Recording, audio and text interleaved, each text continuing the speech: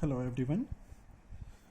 In today's lecture, we will study various mechanical properties of materials. The properties of material that determine its behavior under applied forces are known as mechanical properties. Means जो भी properties है, the properties of material that determine its behavior. किसी भी material पे अगर हम applied forces यानी कि हम forces को अप्लाइड करते हैं तो जो प्रॉपर्टीज़ होती हैं उनको हम क्या बोलते हैं, mechanical properties. For example, some of the typical mechanical properties of materials are strength, hardness, toughness, ductility, brittleness and malleability. ये आपकी ये ऑल जितनी भी प्रॉपर्टीज़ हैं सब क्या है, मैकेनिकल प्रॉपर्टीज़ ऑफ मटेरियल. तो वन बाय वन स्टडी करेंगे. The first one is strength. The strength of a material में बी डिफाइंड. किसी मटेरियल का जो स्ट्रेंथ होता है उसको डिफाइन कर सकते हैं as the maximum resistance which a material can offer to the externally applied force. यानी कि मैक्सिमम रेजिस्टेंस कोई भी मटेरियल ऑफर करता है किस पे, एक्सटर्नली अप्लाइड फोर्सेस में, तो उसकी क्या होगी, ये उसकी क्या होगी, स्ट्रेंथ होगी. फॉर एग्जांपल, मैंने एक रबड़ लिया और मैं इस पे अप्लाइड कर रहा हूँ, फोर्स अप्लाइड कर रहा हूँ, तो आपको क्या लग रहा है कि ये कितना अपोज कर रहा होगा? बहुत कम अपोज कर रहा है, इसमें चेंजेस आ रहे हैं, बहुत कम अपोज कर रहा है. ठीक है, तो इसकी स्ट्रेंथ वीक है. अब ये दूसरा मटेरियल लिया मैंने, पेंसिल है, मैं इसमें फोर्स अप्लाई कर रहा हूँ, लेकिन मैं इतना फोर्स अप्लाई करने के बाद भी इसमें कोई चेंजेस नहीं आ रहा है. देयर इज़ नो चेंजेस, यानी कि इसका रेजिस्टेंस ज़्यादा है. तो आपने ये तो पढ़ा डेफिनेशन में, द स्ट्रेंथ ऑफ मटेरियल में be defined as the maximum resistance. कोई भी मटेरियल कितना मैक्सिमम रेजिस्ट कर सकता है, किसका, चेंजेस का, टू, और किस कब, जब when we applied some external forces. तो जितना मटेरियल ज़्यादा अपोज करेगा, जितना ज़्यादा रेजिस्ट करेगा, उसकी स्ट्रेंथ भी उतनी ही अच्छी होगी. Okay, next topic is hardness. Hardness क्या होगा? तो दो डेफिनेशन है. फर्स्ट वाली डेफिनेशन स्टडी करते हैं.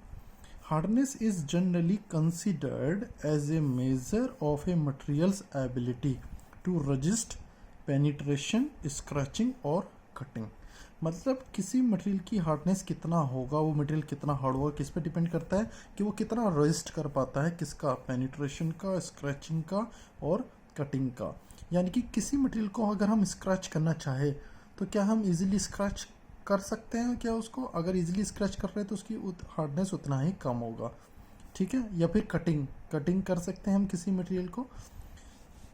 Second definition, hardness is a measure of how difficult और easy it is for a substance, मतलब किसी मटेरियल के लिए, टू बी पेनिट्रेटेड और स्क्रैच्ड. मतलब किसी मटेरियल को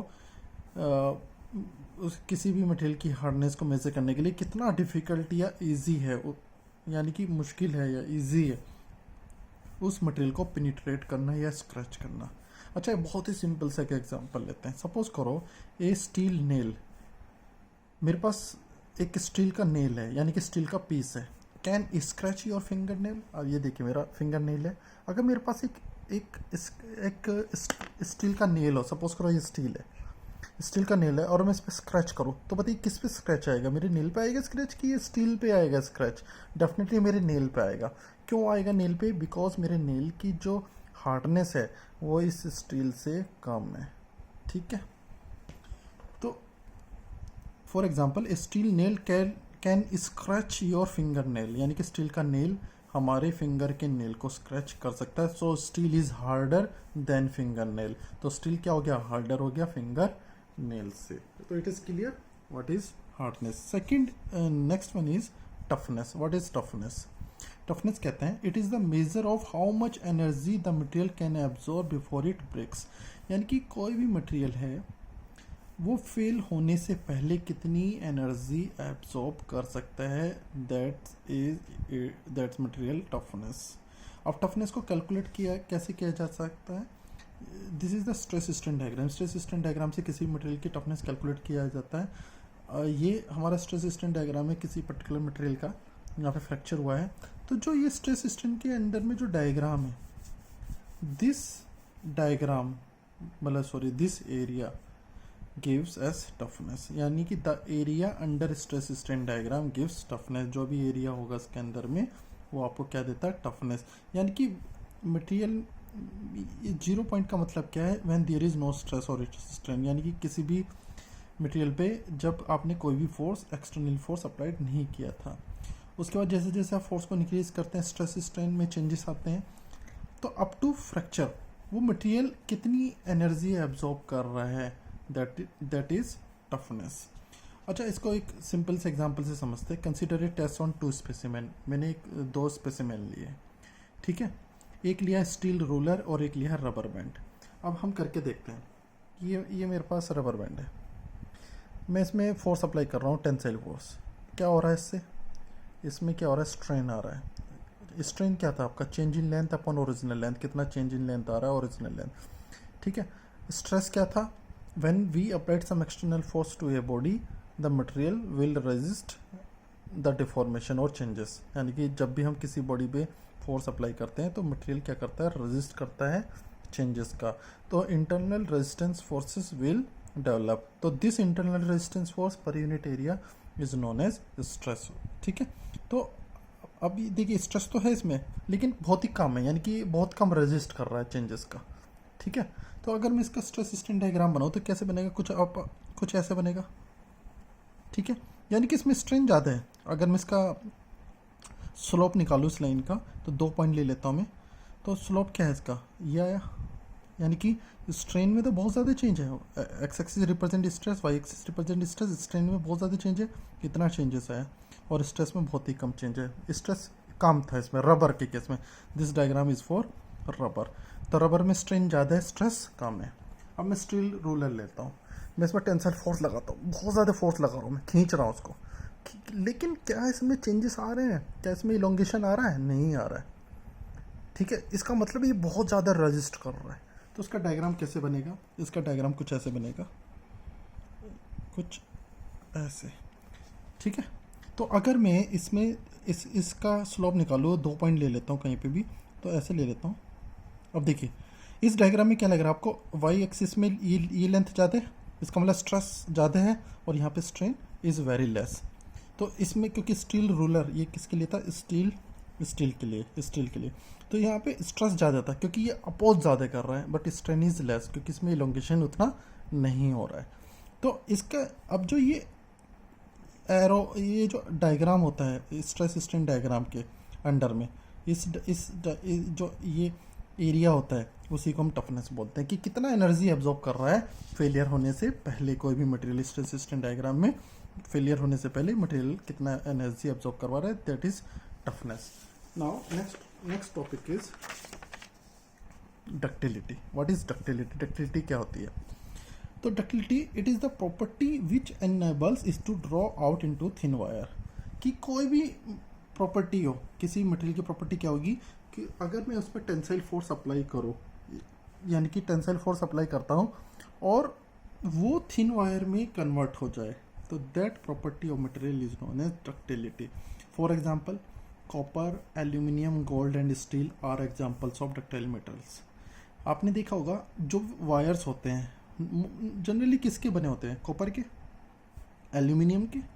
क्यों क्यों क्यों कॉपर और एल्यूमिनियम के ही बन रहे हैं, because the ductility of these materials are very good. मतलब अगर मैं इसे खींचूँ कॉपर को, एल्यूमिनियम को, तो ये इजीली फेलियर नहीं होता इसमें, तो इजीली कन्वर्ट हो जाते हैं थिन वायर में। आपने ज्वेलरी देखी होगी, गोल्ड एंड स्टील, बहुत थिन वायर भी आप बना सकते हैं गोल्ड एंड स्टील से, ठीक है, गोल्ड एंड सिल्वर भी आपका डक्टाइल मटेरियल है, गोल्ड। तो ये सब क्या है, डक्टाइल मटेरियल्स है। तो डक्टिलिटी इज टेंसाइल क्वालिटी, मतलब डक्टिलिटी क्या है, टेंसाइल क्वालिटी है। क्योंकि थिन वायर कब होगा, जब आप उस पर टेंसाइल फोर्स लगाएंगे, यानी कि खींचेंगे उसको दोनों एंड से, तो डक्टिलिटी इज, और जब ये जो खींच रहे हैं कौन सा फोर्स होता है, टेंसाइल फोर्स, तो डक्टिलिटी इज टेंसाइल क्वालिटी। तो next is the percentage elongation, यानी कि इलोंगेशन कितना परसेंटेज इलोंगेट हो रहा है, and the reduction in area. तो जब कोई भी बॉडी इलोंगेट करेगी तो उसका क्रॉस सेक्शन क्या होगा, डिक्रीज करेगा। तो the percentage elongation and the reduction in area, area में कितना रिडक्शन हो रहा है इन टेंशन, जब आप टेंसाइल फोर्स अप्लाई कर रहे हैं, इज डक्टिलिटी।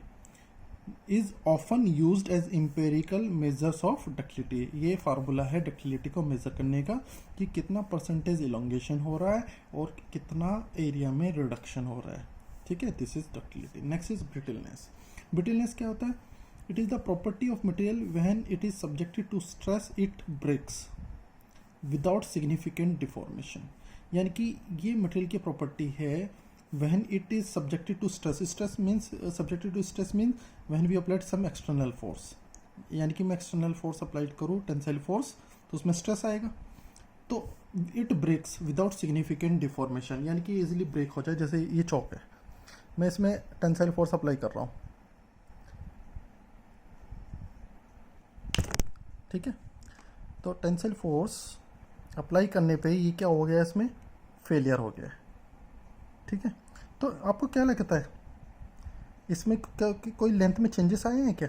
फेलियर तो हो गया इसमें, क्या लेंथ इसकी इंक्रीज की है? नहीं, इसकी लेंथ इंक्रीज नहीं हुई है। ठीक है, नो चेंज इन लेंथ।